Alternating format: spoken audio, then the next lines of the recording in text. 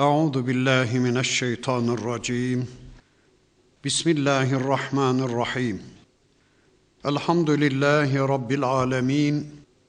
Vessalatu ve etemmut teslimu ala seyyidina Muhammedinil meb'usi rahmeten lil alamin. Allahumme la sehle illa ma cealtehu sehla ve ente tec'alul hazne izâ şi'te sehla. Allahümme allimna ma yenfa'una ve enfa'na bima allamtena ve zidna ilmen bi rahmetike ya erhamer rahimin. Amma ba'd. Er-Rahmanu allemel Kur'an. Halakal insane allemehul beyan. Eş-şemsu vel kameru bi husbanin ven necmu ve'ş-şeceru yescudan.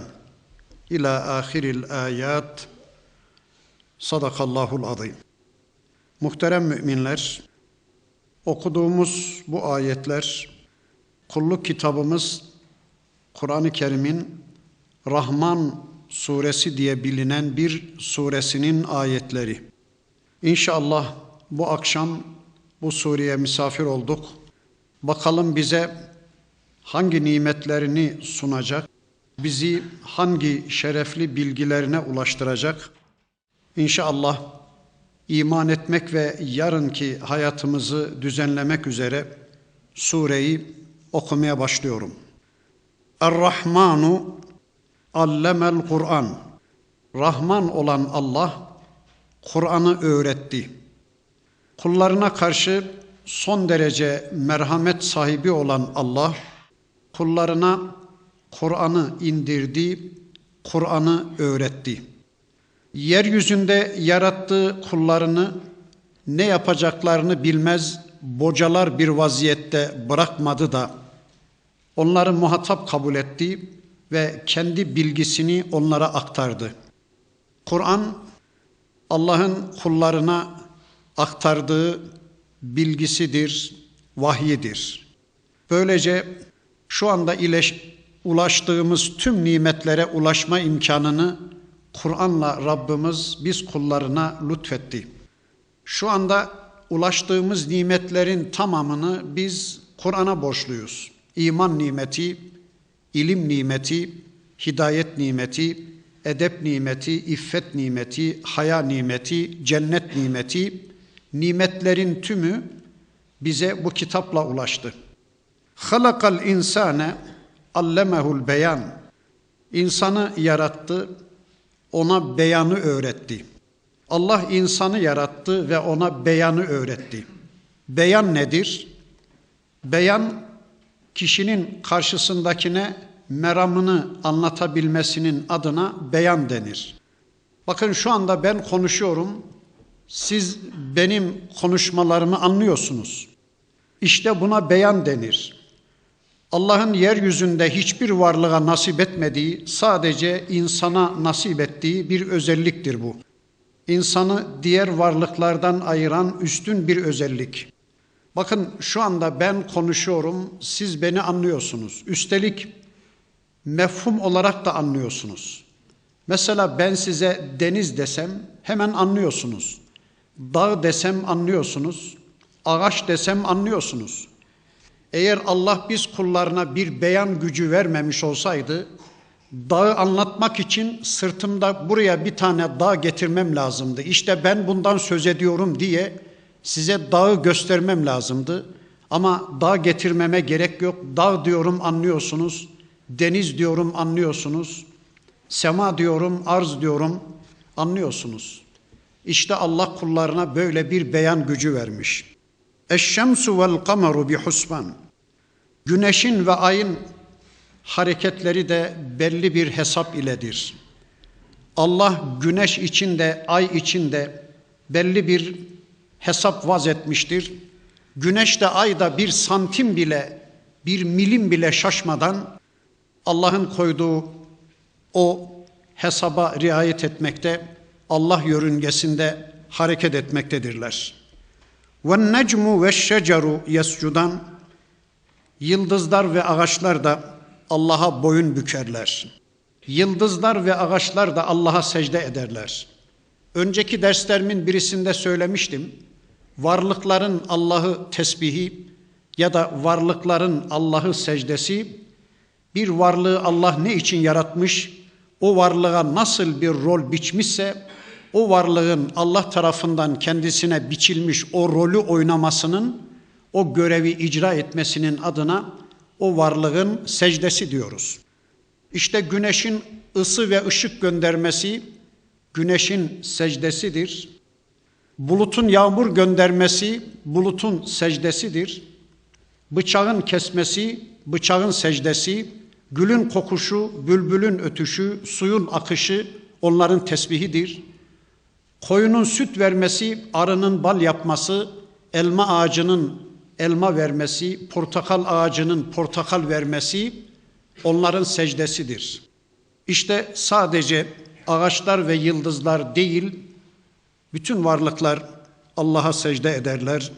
وَالسَّمَاءَ رَفَعَهَا وَوَضَعَ الْمِيزَانِ Direksiz bir biçimde gökyüzünü raf eden, yükselten Allah'tır.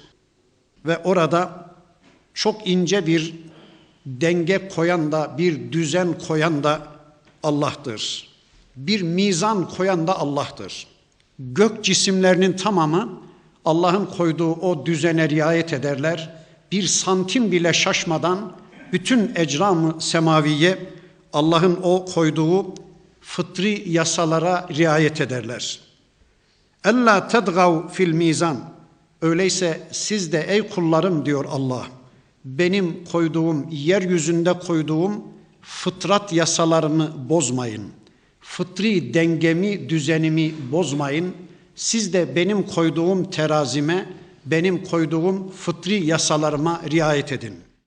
Ve akimul vezne bil kısti, ölçüyü tartıyı adaletle yerine getirin. Ve la tuhsirul mizan, ölçüde tartıda eksiklik yapmayın.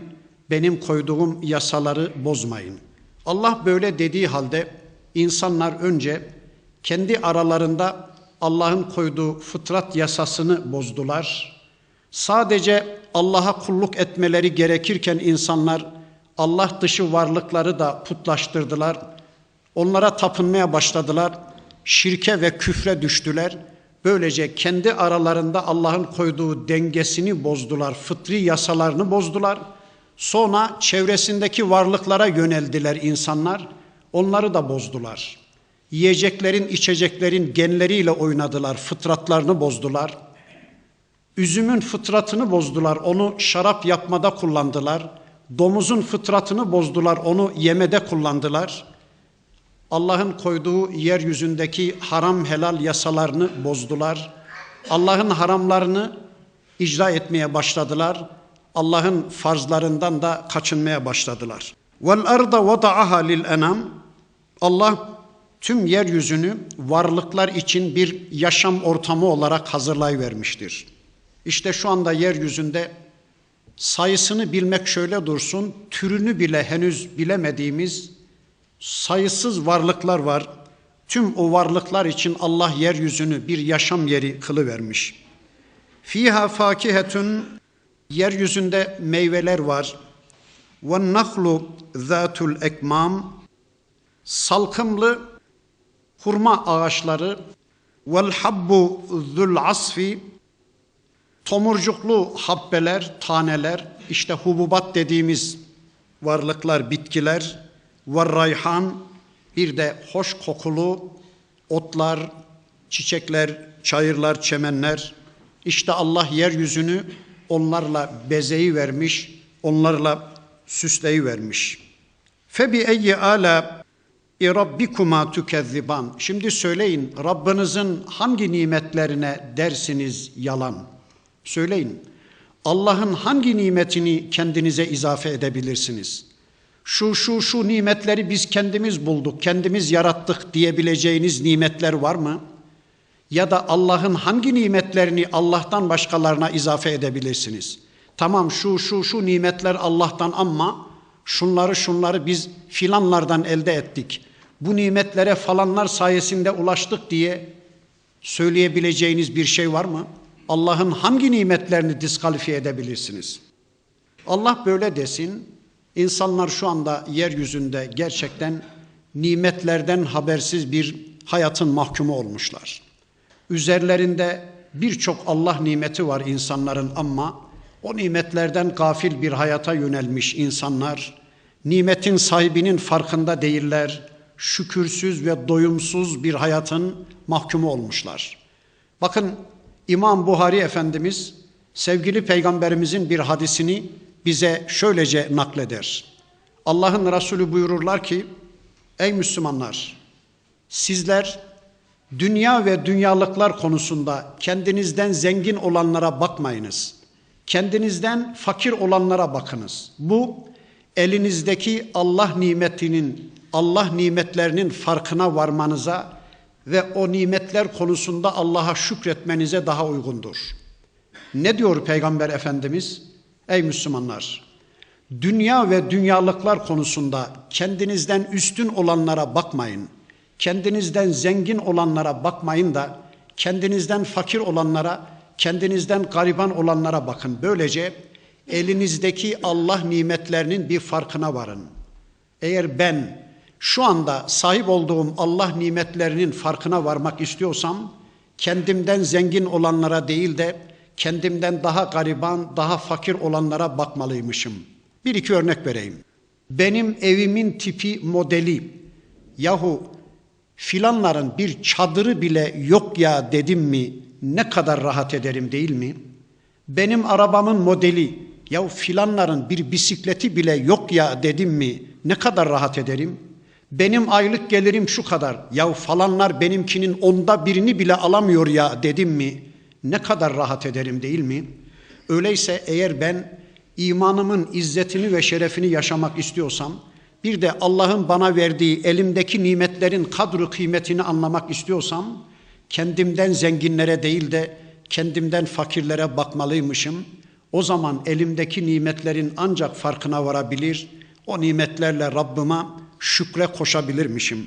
İşte bakın bu ayeti kerimesinde de Allah öyle diyor.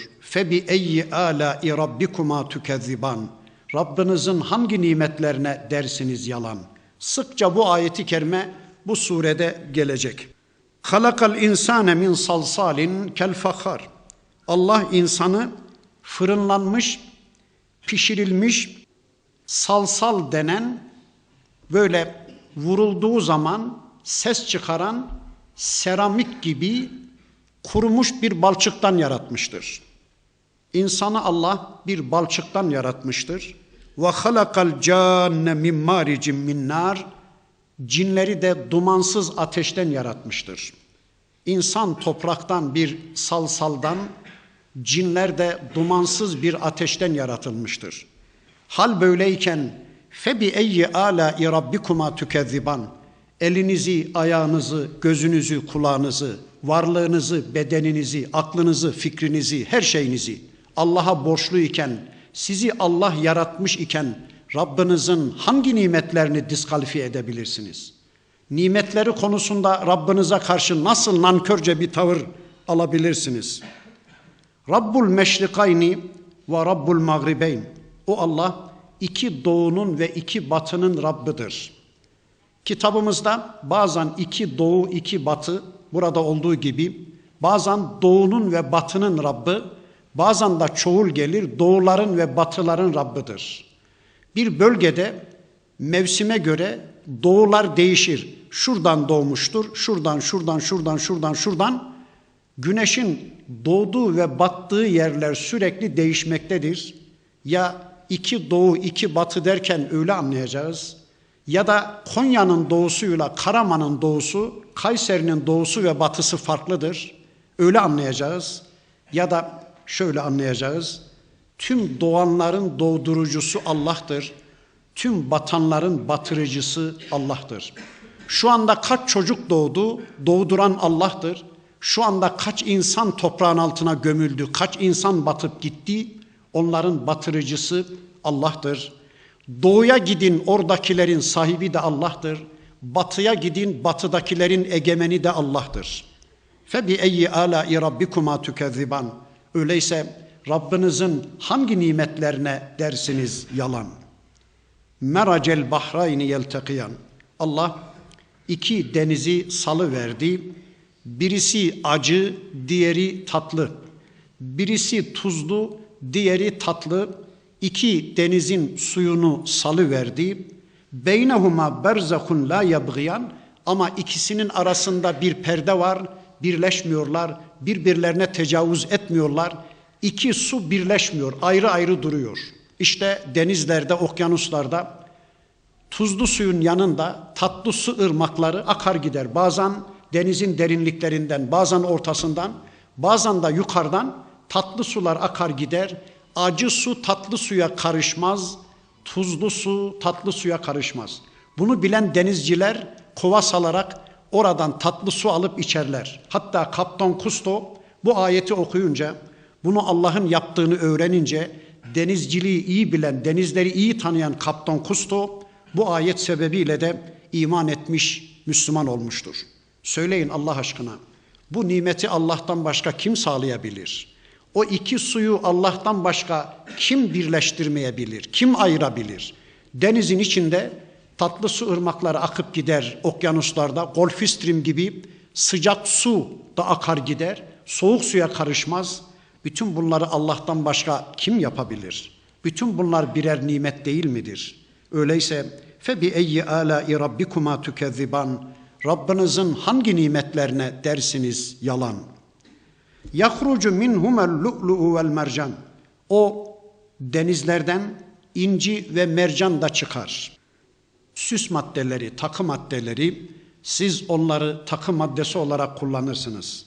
فَبِأَيِّ آلَاءِ رَبِّكُمَا تُكَذِّبَانِ, o da bir Allah nimeti değil mi? Rabbinizin hangi nimetlerine dersiniz yalan?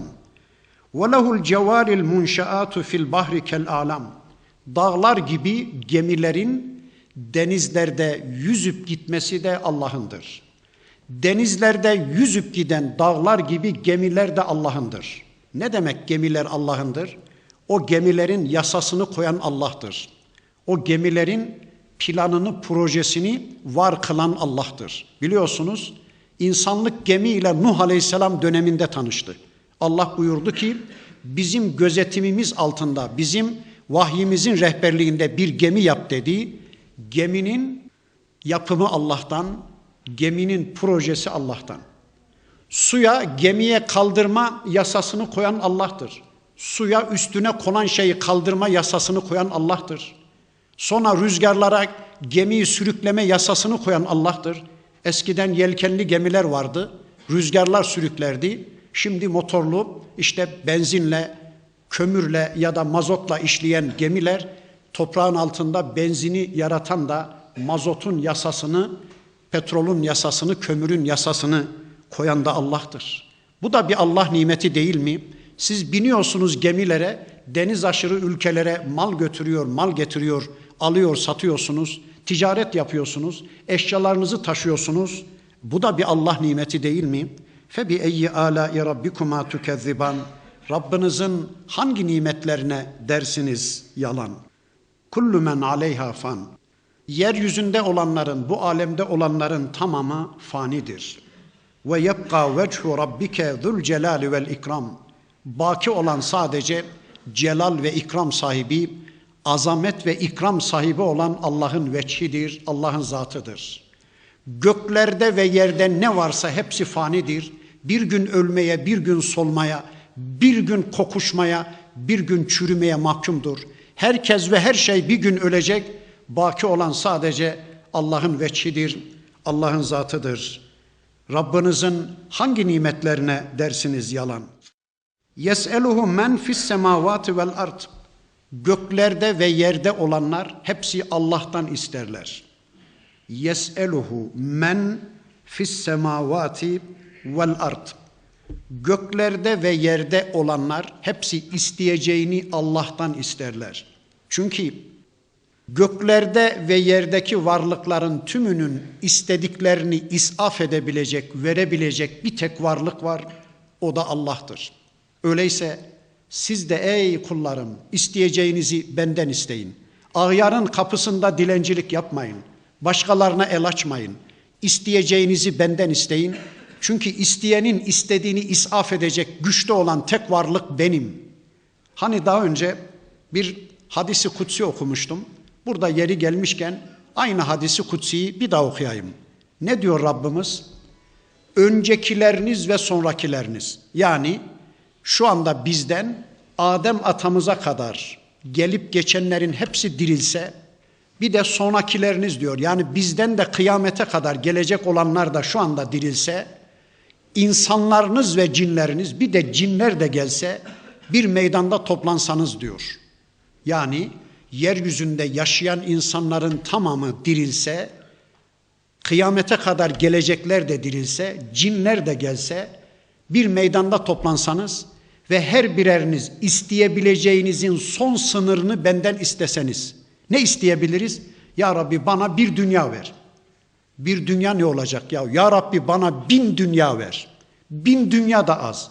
Ya Rabbi bana 1 milyon dünya ver dese her bireriniz, isteyebileceğinin son sınırını benden isteseniz ve ben her birerinize istediğinizi versem, denize batırılıp çıkarılan bir iğnenin ucundaki denizin suyundan eksilen su kadar bile benim mülkümden bir şey eksiltemezsiniz. Allahu Ekber.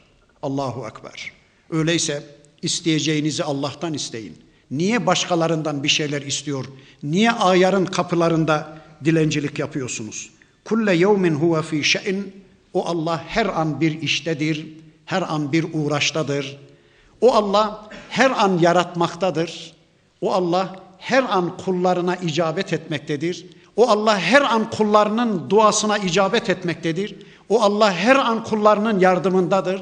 Her an kullarına hidayet etmektedir. Her an kullarının her hareketini yaratmaktadır. Bakın ben konuşuyorum. Şu anda ağzımı hareket ettiren, bu eylemi yaratan Allah. İsteyen benim ama yaratan Allah. Bakın şu anda elimi hareket ettirdim. Elimi hareket ettirmeyi isteyen benim ama yaratan Allah. Eğer şu eylemi Allah yaratmasaydı, ben istediğim kadar elimi hareket ettirmeyi isteyeyim, hareket ettiremezdim. Yaratan Allah. Şu anda siz dinliyorsunuz ya, sizin dinleme istidadınızı yaratan da Allah. Öyleyse Allah her an yaratmaktadır. Burada Yahudi ve Hristiyanlara bir cevap geliyor. Ne diyordu Yahudiler? Allah gökleri ve yeri 6 günde yarattı. Yaratma işini cuma günü tamamladı. Cumartesi gün yoruldu, ırıldı, köşesine çekildi. Benden bu kadar. Beni rahatsız etmeyin dedi. Dinlenmeye çekildi. Hala kendine gelemedi. Haşa, haşa. Hristiyanlar ne diyor? Gökleri yeri Allah 6 günde yarattı. Yaratma işini cumartesi gün tamamladı. Pazar gün dinlenmeye çekildi. Köşesine çekildi. Yoruldu, ırıldı, kösüldü, yattı. Haşa, hala kendine gelemedi. Ya işte kulle yevmin huve fî şe'in. Allah her an yaratmaktadır. Allah yaratma işi bitmedi ki. Allah'ın yaratma eylemi bitmedi ki. Allah'ın kullarını yaratma işi bitmedi. Kullarının fiillerini yaratma işi bitmedi. Allah her an yeryüzüyle ilişkili bir iştedir, bir uğraştadır. فَبِأَيِّ آلَاءِ رَبِّكُمَا تُكَذِّبَانِ. Rabbinizin hangi nimetlerine dersiniz yalan? سَنَفْرُغُ لَكُمْ اَيُّهَا الثَّقَلَامِ. Ey iki ağırlık sahibi, yakında sizi ele alacağız.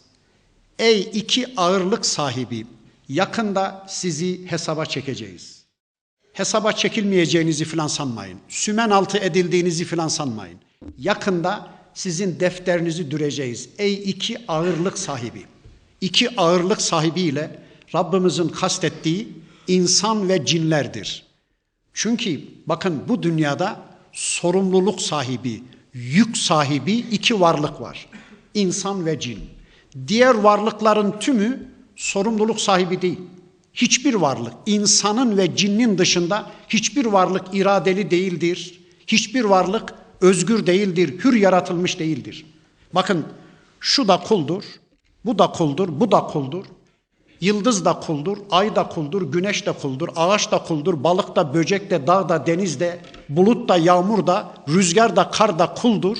Ama onların hiçbirisi sorumlu değildir. Hiçbirisi mükellef kul değildir. İşte ey iki ağırlık sahibi ifadesiyle Rabbimiz ey iki sorumluluk sahibi insan ve cin yakında sizin hesabınızı göreceğiz. Ya da bunun bir ikinci manası Ey kulluğu Allah katında ağırlıklı olan iki varlık. Kullukları Allah katında değerli olan iki varlık. Bakın, Allah katında kullukları değerli olan iki varlık var. İnsan ve cin. Bütün varlıklar da Allah'a kul ama o varlıkların kulluğunun Allah katında fazla bir değeri yoktur. Çünkü onların kulluğu, mesela şunun kulluğu, bunun kulluğu isyana imkanı olmayan bir kulluktur. İtiraza imkanı olmayan bir kulluktur. Güneşinki, ayınki, meleklerinki, yıldızlarınki, tüm varlıkların kulluğu itiraza imkanı olmayan, isyana imkanı olmayan kulluktur. İsteseler de isyan edemezler. İsteseler de günah işleyemezler. İsteseler de içki içemezler, zina edemezler. İsteseler de Allah programının dışına çıkamazlar. Çünkü doğuştan boyunlarındaki kulluk ipin ucu Allah'ın elinde. Dolayısıyla onların kulluğu Allah katında değerli bir kulluk değildir. Dolayısıyla bunların hiçbirisi cennete gitmeyecek. Cennete sadece iki varlık gidecek. Bir cin, bir de insan. Onların kullukları Allah katında değerlidir. Şu anda içki içme imkanımız olduğu halde içmiyorsak, şu anda zina etme imkanımız elimizde olduğu halde, irademiz var, yapabiliriz, yapmıyorsak, şu anda günah işleme imkanımız varken yapmıyor, Allah'a kullukta isek, işte bu kulluğun Allah katında değeri çok büyüktür ve işte sonunda cennete gidecek olan iki varlık var. Bakın Allah diyor ki, çok yakında ey iki ağırlık sahibi ya da kullukları Allah katında ağır olan, değerli olan iki varlık, yakında sizi ele alacağız. فَبِأَيِّ آلَاءِ رَبِّكُمَا تُكَذِّبَانِ Hal böyleyken Rabbinizin hangi nimetlerine dersiniz yalan? Ya maşaral cinni vel insi. İşte ayetin açılımı geliverdi. Ey insan ve cin toplulukları. İn istatatum, eğer gücünüz yetiyorsa, en tenfudu min aktaris semavati vel ardı fenfudu la tenfudune illa bi sultan. Eğer gücünüz yetiyorsa haydi füze yapın da, 3 tane füze kelimesi geçti bakın. Füzeyi de buradan almışlar. En tenfuzu min aktaris semavati vel ardı fenfuzu. Hadi gücünüz yetiyorsa füze yapın da göğün ve yerin sınırlarını aşın gidin. Bana ait olmayan, benim mülkümü terk edin. Eğer gücünüz yetiyorsa, bana isyan içinde bir hayat yaşayacaksanız, hadi gücünüz yetiyorsa füze yapın, göğün ve yerin sınırlarını aşın gidin, benim mülkümü terk edin. Peki söyleyin Allah aşkına, Allah'a ait olmayan bir karış yer bulabilir misiniz bu alemde? 7 kat semaya gidin Allah'ın, sağa gidin Allah'ın, 7 kat yerin merkezine inin, mama tabakasına doğru inin, orası da Allah'ın. Peki Allah'a ait olmayan bir karış yer var mı? Hayır, hayır. Öyleyse kaçmanız da mümkün değil, kurtulmanız da mümkün değil, sümen altı edilmeniz de mümkün değil. فَبِأَيِّ آلَاءِ رَبِّكُمَا تُكَذِّبَانِ Rabbinizin hangi nimetlerine dersiniz yalan? يُرْسَلُ عَلَيْكُمَا شُوَازٌ مِنْ نَارٍ وَنُحَاسٌ فَلَا تَنْتَصِرَانِ Siz benim sorgulamamdan kaçmaya yönelseniz, sizin üzerinize dumansız bir ateş ya da ateşsiz bir duman gönderilir de yarı yolda defteriniz dürülür, benden kaçıp kurtulamazsınız. Benden, benim sorgulamamdan, benim yargılamamdan sığınabileceğiniz, barınabileceğiniz bir yeriniz, yurdunuz yoktur. فَاِذَنْ شَقَّتِ السَّمَاءُ فَكَانَتْ وَرْدَةً كَالدِّهَامِ Kıyamet günü sema çiçek gibi kızardığı, yağ gibi eridiği zaman, bu kıyamet günü olabilecek bir olay. Bunu bugünden anlamak da zor, anlatmak da zor. Sadece o gün gerçekleşecek bir olay olduğu için bugünden benim anlatmam da zor, anlamam da zor, sizin anlamanız da zor. Sadece iman ediyoruz ve diyoruz ki kıyamet günü gökyüzü çiçek gibi kızaracak, yağ gibi eriyecekmiş, maden gibi eriyecekmiş. Güneş yaşlandıkça güneşte bir kızarma oluşuyor. Gittikçe bu kızarma artacak ve kıyamet ile birlikte ay ile güneş de birleşince, hani Kıyamet suresinde ay güneşle, güneş de ayla birleştiği zaman deniyordu ya, işte o zaman gökyüzü çiçek gibi kızaracakmış, bilmiyoruz. Sadece iman ediyoruz ve de yağ gibi eriyecekmiş. فَبِأَيِّ آلَاءِ رَبِّكُمَا تُكَذِّبَانِ Rabbinizin hangi nimetlerine dersiniz yalan? Fe yevme izin, o gün la yüs'elu, sorulmaz, an zembihi, günahından, suçundan sorulmaz, insun ve la can, hiçbir insan ve cin suçundan sorulmaz.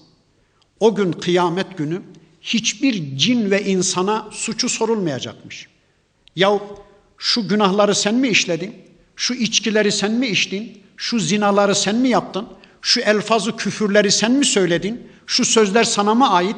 Şu günahlar sana mı ait diye hiçbir insana ve cinne sorulmayacakmış. Niye? Febi eyyi alâi rabbikuma tükezziban. Rabbinizin hangi nimetlerine dersiniz yalan? Peki niye sorulmayacakmış? Şunun için. Yuraful mucrimune bisimahum. Çünkü mücrimler, suçlular simalarından bilinir. Allah Allah. Sormaya ne gerek var? Suçlular zaten yüzünden bilinmektedir. Yani kıyamet günü suçlular rezil ve perişan olmuşlar. Zillet ve meskenet içine düşmüşler. Yüzleri üzüntüden kapkara haritaya dönmüş. Yani sormaya ne gerek var diyor Allah. Yuraful mucrimune bisimahum. Suçlular zaten yüzlerinden tanınır. Suç onların yüzlerine işlemiş, rezil ve perişan bir konuma düşmüşler. Ya Rabbi sen bizi koru. Feyu'khadu bin nevasi vel akdam. Onlar nasiyelerinden ve ayaklarından yakalanırlar. Allah Allah. Nasiye şu alında kıl biten yere hemen yakın olan kısma, şuraya nasiye denir. Akdam da ayaklar. Anlayabildiğimiz kadarıyla hani eskiden odun sobaları olurdu da az uzunca bir odun sobaya sığmayınca odunun iki tarafından tutup şöyle dizinize şöyle bir kırardınız. 2'ye 3'e kırdıktan sonra sobaya atardınız ya, artık şimdi o sobalar kaloriferler falan çıkınca tarih olmaya başladı. Sanki melekler, zebaniler şuradan ve ayaktan tutacaklarmış insanların, dizlerinde 2'ye 3'e kırdıktan sonra belinden, göksünden 2'ye 3'e katladıktan sonra cehenneme atacaklarmış. Ya Rabbi sen bizi koru. Sen bizi koru ya Rabbi. Febi eyyi alâi rabbikuma tükezziban. Rabbinizin hangi nimetlerine dersiniz yalan? Hâzihi cehennemulleti yukezzibu bihel mucrimun. İşte mücrimlerin yalan saydıkları cehennem. Ey suçlular, ey kafirler, ey zalimler. Bir bakın bakalım. Olmaz diyordunuz, gelmez diyordunuz. Siz onu bizim külahımıza anlatın. Yalan, cehennem diye bir şey yok, cennet diye bir şey yok diyordunuz. Bunu peygamberler uydurdu diyordunuz. İnsanlar uydurdu diyordunuz. Bir bakın bakalım gerçek miymiş, yalan mıymış? İşte cehennem bütün heybetiyle karşınızda durmaktadır. يَطُوفُونَ بَيْنَهَا وَبَيْنَ حَمِيمٍ an. Cehennemlikler cehennemde ateş ile kaynar su arasında döner dururlar. Allah Allah. Cehennemlikler ateş ile kaynar su arasında döner dururlar. Dolap beygiri gibi döner dururlar. Nasıl anlayacağız bunu? Allah korusun. Ateşin içinde ciğerleri bitmiş, tükenmiş. Ya soğuk bir su bulabilir miyiz? Soğuk bir içecek bulsak da şu ciğerlerimizi yanıp tükenmekten bir kurtarsak diye su arayacaklarmış. Karşıda su göreceklermiş, koşacaklarmış suya. Varıp bir bakacaklarmış ki maden eriği, kaynar su. 10.000 derece erimiş bir madenin şöyle su gibi, kor gibi akıp gittiğini bir düşünün. Yanardağlardan lavlar püskürür de böyle akar gider ya, su gibi kıpkırmızı. İşte ona hamim denir. Onu içmek zorunda kalacaklarmış çarnaçar. Onu içince de affedersiniz mideleri ve bağırsakları enselerinden aşağıya düşüverecekmiş. Ya Rabbi sen bizi koru. Ya Rabbi sen bizi koru. İşte onlar ateş ile kaynar su arasında, maden eriği arasında döner dururlar. Peki burada şöyle bir değerlendirme yapalım. Allah şöyle bir soru sorsa: ey kullarım, dünyada benim sizden istediğim hangi emrim bu kaynar suyu, bu maden eriğini içmek kadar zordu da onu yapmayıp kendinizi buna mahkum ettiniz diye bir soru sorsa ne diyeceğiz? Ey kullarım, benim dünyada sizden istediğim namaz bu cehenneme gelmek kadar zor muydu? Bu irini içmek kadar, bu kaynar suyu içmek kadar zor muydu da namazı kılmayıp kendinizi bu cehenneme mahkum ettiniz? Ey kullarım, benim dünyada sizden istediğim tesettür emrim bu irini içmek kadar, bu maden eriğini içmek kadar zor muydu da yapmayıp dünyada kendinizi bu cehenneme mahkum ettiniz diye benim sizden istediğim zekat emrim zor muydu? Benim sizden yılda bir ay oruç tutma emrim zor muydu? Zor diyenlere yaşasın cehennem. Başka diyecek bir laf bulamıyorum. Zor falan değil. İşte Rabbimizin bizden istediği kullukları şu anda güzel bir biçimde icra etmeye çalışıyoruz. Rabbim kabul etsin inşallah. Zor diyenlere, yapamam diyenlere yaşasın cehennem. Başka diyecek bir söz de bulamıyorum. فَبِأَيِّ آلَاءِ رَبِّكُمَا تُكَذِّبَانِ Rabbinizin hangi nimetlerine dersiniz yalan? وَلِمَنْ خَافَ مَقَامَ رَبِّهِ cenneten. Allah karşısında durmaktan korkanlar için 2 cennet var. Allah Allah. Her an Allah huzurunda olma bilinci içinde bir hayat yaşayanlar için 2 cennet var. Veya bunun bir 3. anlamı, Allah karşısında kötü bir konuma düşmekten korkanlar için 2 cennet var. Bakın insanlar neden korkuyorlar şimdi? El alem ne der? Konu komşunun gözünde perişan bir konuma düşersek halimiz nice olur? Toplum ne der? El alem ne der? Ya bırak el alemi. Rabbim ne der? Rabbim. Önce onu bir düşün ya. İnsanlar karşısında kötü bir konuma düşmekten korkmayın o kadar. Çünkü insanların cenneti ve cehennemi yoktur. Bizi yargılama gücü de yoktur. Ama cennet ve cehennem Allah'ın yahu. Ben Rabbim karşısında kötü bir konuma düşmeyeyim. Rabbim ne der? Ya ben bu işi yaparsam Allah'ı darıltırım. Ben bu işi yaparsam Rabbimi küstürürüm. Rabbim ne der diye önce onu bir hesap edin. Allah karşısında kötü bir konuma düşmekten korkun da 2 cennetiniz olsun. Bakın Allah diyor ki وَلِمَنْ خَافَ مَقَامَ رَبِّهِ cenneten. Allah karşısında kötü bir konuma düşmekten, yarın hesap kitap dönemi, Allah huzurunda rezil ve perişan bir konuma düşmekten korkan, bunun için tir tir titreyen ve çareler araştıran, Allah'ı razı edecek kulluklara koşan kimse için 2 cennet var. Allah Allah, 2 cennet. Yani acaba makam içinde makam, oda içinde oda, cennet içinde cennet mi anlayacağız? Yoksa 2 müstakil cennet mi? İkisini de anlamak mümkün. 2 cennet var. فَبِأَيِّ آلَاءِ رَبِّكُمَا تُكَذِّبَانِ Rabbinizin hangi nimetlerine dersiniz yalan? Zevata efnan, onun ağaçları da çok sıktır. Ağaçlıklıdır o 2 cennet. فَبِأَيِّ آلَاءِ رَبِّكُمَا تُكَذِّبَانِ Rabbinizin hangi nimetlerine dersiniz yalan? Fihima aynani tecriyan. O 2 cennette fışkıran 2 tane nehir var. O 2 cennette akıp çağlayıp duran 2 tane nehir var. Allah Allah. فَبِأَيِّ آلَاءِ رَبِّكُمَا تُكَذِّبَانِ Hal böyleyken Rabbinizin hangi nimetlerine dersiniz yalan? Fihima min kulli fakihetin zevcan. O 2 cennette her bir meyveden çifter çifter vardır. فَبِأَيِّ آلَاءِ رَبِّكُمَا تُكَذِّبَانِ Rabbinizin hangi nimetlerine dersiniz yalan? مُتَّكِئِينَ عَلَى فُرُشٍ بَطَائِنُهَا min istabrak. O cennetlik müminler orada öyle döşeklere, öyle minderlere, öyle halılara ve sergilere yaslanırlar ki onun astarı kalın atlastandır. Allah Allah. Astarı bile kalın atlastan ise kendilerinin güzelliğini bir düşünün. Ve cenel cenneteyni dan bir de cennetin nimetleri de yaklaştırılmış, dünüv kazandırılmıştır. Allahu Ekber, Allahu Ekber. Yani nimetlere ulaşmak için zahmet gereksiz. Nimetler sizin ayağınızın altına serilmiştir. Mesela eğer şöyle oturuyorsanız ağacın meyveleri ağzınızın ucuna kadar sarkıp gelmiştir. Öyle zahmete merdivende çıkacağım, ağaçtan elma yolacağım. Yo, ağzınızın ucuna kadar gelmiş. Eğer yatıyorsanız yine yere kadar inmiş, ağzınızın dibine kadar gelmiş. Sadece yeyi verecek kadar cennetin nimetleri dünüv kazandırılmış. Irmaklar da öyle. Yer çekimi kuvveti de olmadığı için şöyle yanı başınızda, etrafınızda, havada, ağzınıza yakın bir bölgede ırmaklar akıp duruyor. Yer çekimi kuvveti yok. Yerde akma zorunluluğu yok. Süt ırmakları, şarap ırmakları, bal ırmakları. Allah Allah. Irmaklar yanı başınızda, ağzınızın dibinde. Şöyle içi verecek kadar. Öyle sütler ki Koyunların göğüslerinden sağılma sütler değil. Onlar kokarlar, ekşirler. Onlar özel yaratılmış bir süt.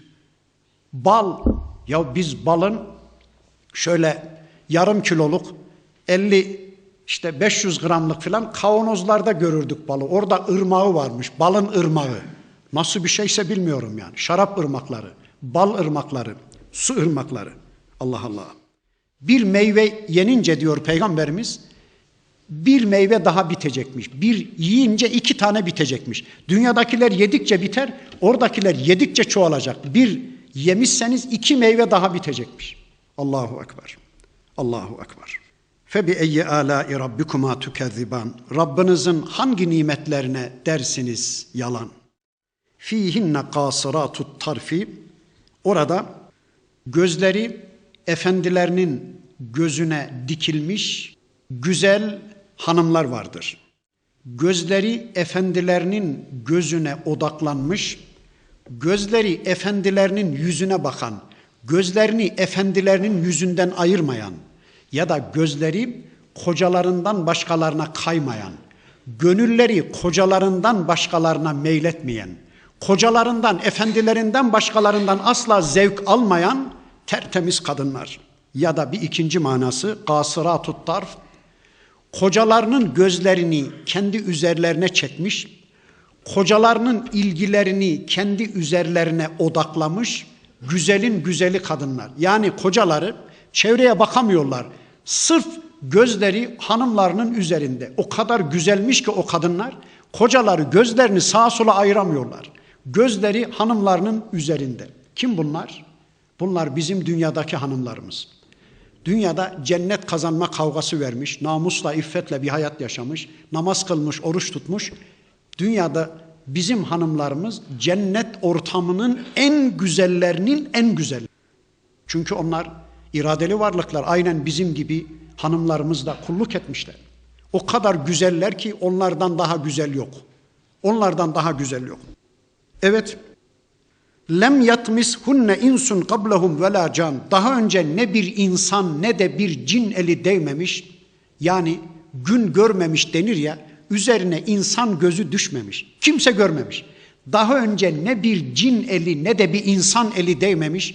İnsan ve cin gözü üzerlerine düşmemiş. Gün görmemiş. Sadece eşlerine mahsus, sadece kocalarına mahsus iffetli, namuslu kadınlar. Peki niye Allah bunu söyledi bize? Şunun için.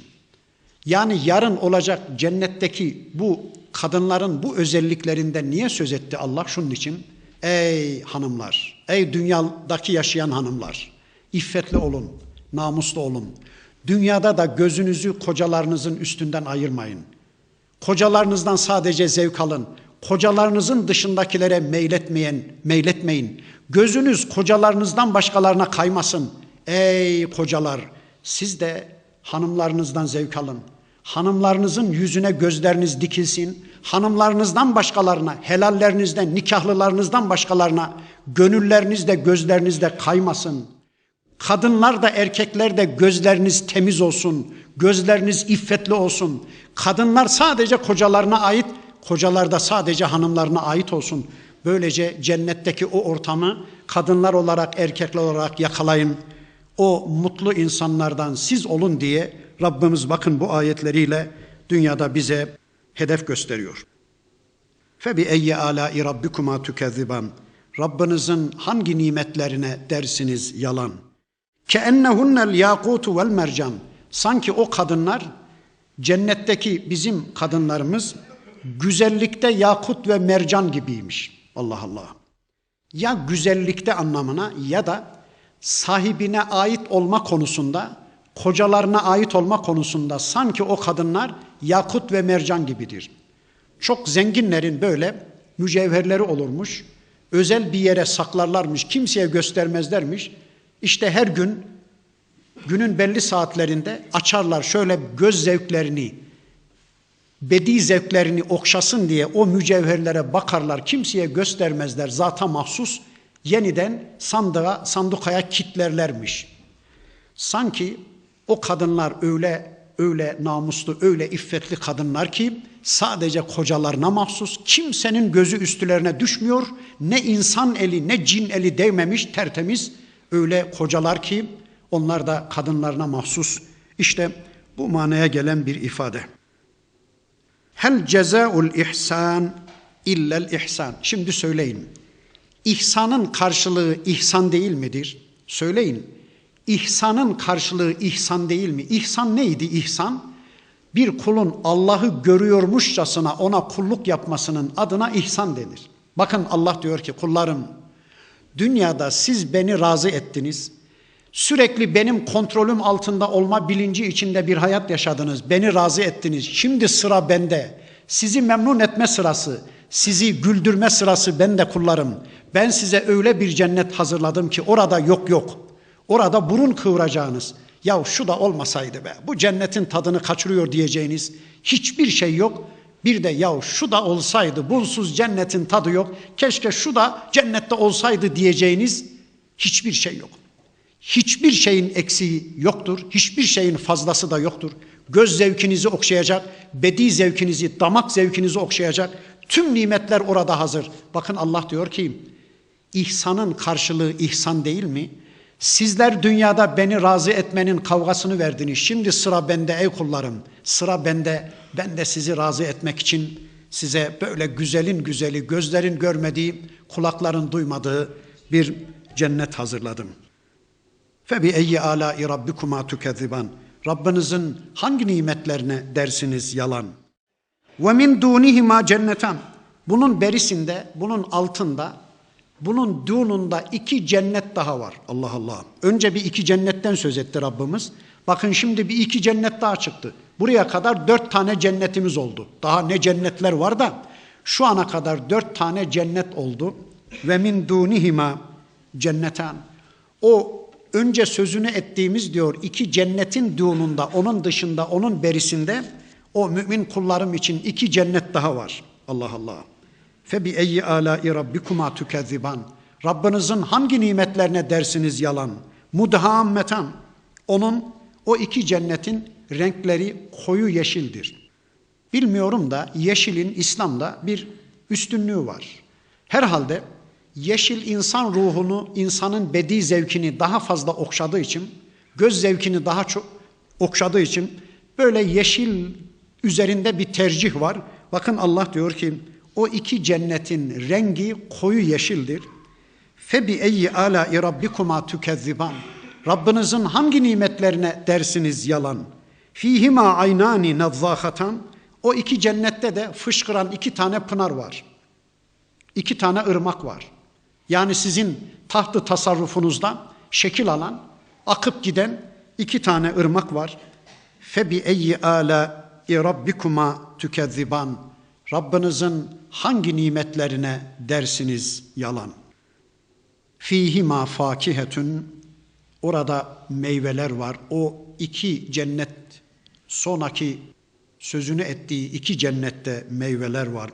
Ve nahlun, hurma, ve rumman, nar var. Sadece 2 tane meyveden söz etmiş Rabbimiz. Hurma ve nar demiş. Zaten dünyada Allah bize numune bir kısım meyveler tattırdı. O meyvelerin asılları esas cennette.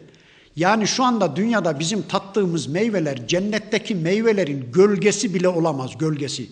Aslı şöyle dursun, kopyası şöyle dursun, gölgesi bile olamaz.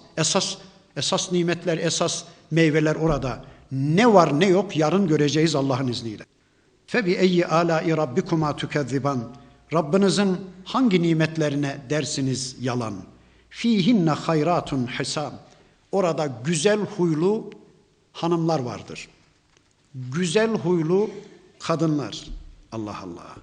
Güzel huylu. Yani kıskançlık yok. Çekememezlik duygusu yok. Nüşuz yok. Serkeşlik yok. İtaatsizlik yok. Dedikodu yok. Fitne yok. Fesat yok. Bütün bunlar soyutlanmış tertemiz kadınlar. Yani nasıl bir şeyse anlamıyorum. İşte dünyada bir kişi eğer 2 kadınla evliyse biraz sıkıntılı hayat yaşıyor işte görüyoruz. Ama oradaki kadınlarda öyle bir çekememezlik, öyle bir fitne, fesat yok. Kıskançlık yok. Bunlar söküp alınmış. Yani manevi pisliklerden arındırılmış, maddi pisliklerden de arındırılmış. İşte hayız gibi, nifas gibi, idrar gibi, dışkı gibi şeyler de yok. Onlardan da temizlenmişler. Böyle tertemiz kadınlar. Kim bunlar? Bunlar işte Allah'ın cennette mümin kullarına hazırladığı kadınlar. Allah söyleyince ben ne diyeyim? Peki öncekiler hadi bizim hanımlarımızdı. Bunlar kim? Bunlar da başkaları. Nasıl bir şey? Allah öyle diyor. Ben de söylemek zorundayım. Bilmem ki. Febi eyyi ala rabbikuma tukezziban. Hatta bir hadiste geçiyor. Kar yağar gibi bir mümin kulun üzerine huri yağacak diyor Peygamberimiz. Kar yağar gibi. Allah Allah. Binlerce, milyonlarca huri. Kar yağar gibi bir müminin üzerine huri yağacak diyor. Hadis bu. Devam ediyor bakın. Hurun maksuratun fil hıyam. Bir de çadırlarda o çadırlara mahsus özel dilberler var. Allah Allah. Bir daha geldi bakın. Söylüyor Allah bunları. Hurun maksuratun fil hıyam. Çadırlarda o çadırlara mahsus özel dilberler var. Nasıl bir şey bilmem ki ya. Allah söylüyor işte. Febi eyyi alâi rabbikuma tukezziban. Rabbinizin hangi nimetlerine dersiniz yalan? Lem yatmishunne insun qablahum ve la can. Daha önce ne bir insan ne bir cin eli değmemiş tertemiz kadınlar. Allah Allah. Peki erkeklere var kadınlar da kadınlara ne var diye bazen sorar Müslümanlar. Fıtraten dünya bunun konuşulacağı bir ortam değil. Ama öbür tarafta eğer Allah kadınlarımızın ve erkeklerimizin fıtratını değiştirecekse, yani kadınlarımıza kocalarından başkalarından da zevk alma gibi bir fıtrat koyacaksa, yani bu caizdir diyecekse ki yasayı Allah kor. Allah caiz demişse efendim olur muydu demenin anlamı yok. Yasayı Allah kor. Domuz haram demiş, şu anda domuzdan tiksiniyoruz. Koyun haram deseydi koyunu yemeyecektik. Yasayı Allah kor. Koyduğu yasayı değiştirme de Allah'ın yetkisi dahilinde. Bugün demiş ki bir kadın kocasından başkasıyla asla birlikte olamaz. Yarın tamamen ayrı bir fitrat koyarsa bir kadının bir başka erkekle birlikte olması da caizdir derse tamam caizse caizdir. Yasayı koyan Allah, kimsenin ona itiraz hakkı yoktur. Ama bakın eğer şu andaki yasa mevcut fıtrat yasasını da cennette koyarsa bir kadın kocasından başkasından asla zevk alamaz derse o zaman cennetlik bir kadına bir başka erkeği göstermek demek ona taş ikram etmeye benzer. Taş. Şimdi içinizde taş yiyen var mı? Fıtratımıza taş sevgisini koymamış Allah. İçinizde taş yiyen yok değil mi? Bir insana taş ikram etmek nasıl abesle iştigalsa cennetlik bir kadına da kocasının dışında başka bir erkeği ikram etmek taş ikram etmek kadar abesle iştigaldir. Eğer fıtratını Allah koymamışsa, öyle bir fıtrat koymuş ki Allah, caiz demişse caizdir. Yarın o fıtratı koyacak olan da, değiştirecek olan da Allah'tır. Onun için Allah bu ayetlerinde böyle buyuruyor. Belki dünya şartlarına göre bu ayetleri Allah bize indiriyor. Öbür tarafta farklı şartlar var, farklı yasalar var, bilmiyoruz. Febi eyyi alâi rabbikuma tükezziban. Rabbinizin hangi nimetlerine dersiniz yalan? Müttekiîne alâ rafrafin hudrin. O cennetlik müminler yeşil yastıklara, yeşil kırletlere yaslanırlar. Ve abkariyin hisan, en güzel işlemelerle dizayn edilmiş, Allah Allah, yastıklara, koltuklara, kanepelere yaslanırlar, kurulurlar. Febi eyyi alâi rabbikuma tükezziban. Söyleyin, Rabbinizin hangi nimetlerine dersiniz yalan? Tebârekesmu rabbike zil celali vel ikram. Celal ve ikram sahibi olan Allah'ın ismi ne mübarek oldu, ne berekete konu oldu, ne berekete kaynaklık etti.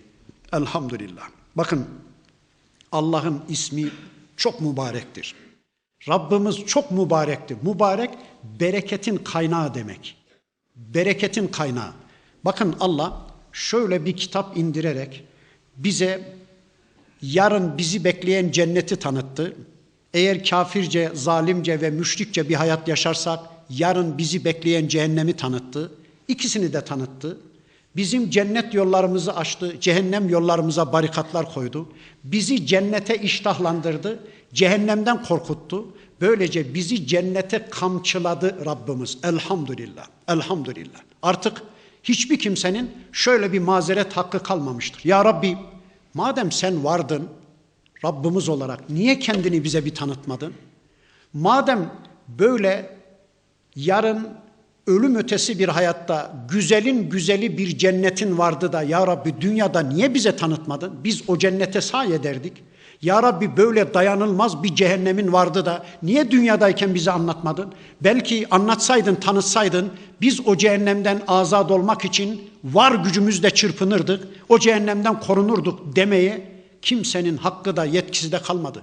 Böyle bir mazeret ileri sürmeye hakkımız kalmadı. İşte bakın Rabbimiz o kadar açık ve net bir biçimde cennetini ortaya koydu. O kadar açık ve net bir biçimde cehennemini ortaya koydu. Buyurun kullarım. Müslümanca bir hayat yaşarsanız sonunda böyle bir cennet sizi bekliyor. Kafirce, zalimce ve müşrikçe bir hayat yaşarsanız böyle bir cehennem, böyle bir azap sizi bekliyor. Buyurun tercih sizin diye bizim önümüze ikisini de serdi. Böylece Rabbimiz gerçekten çok mübarek bir iş yaptı. Bereketli bir iş yaptı. Bizim cennet yollarımızı açtı. Bizim cehennem yollarımıza barikatlar koydu.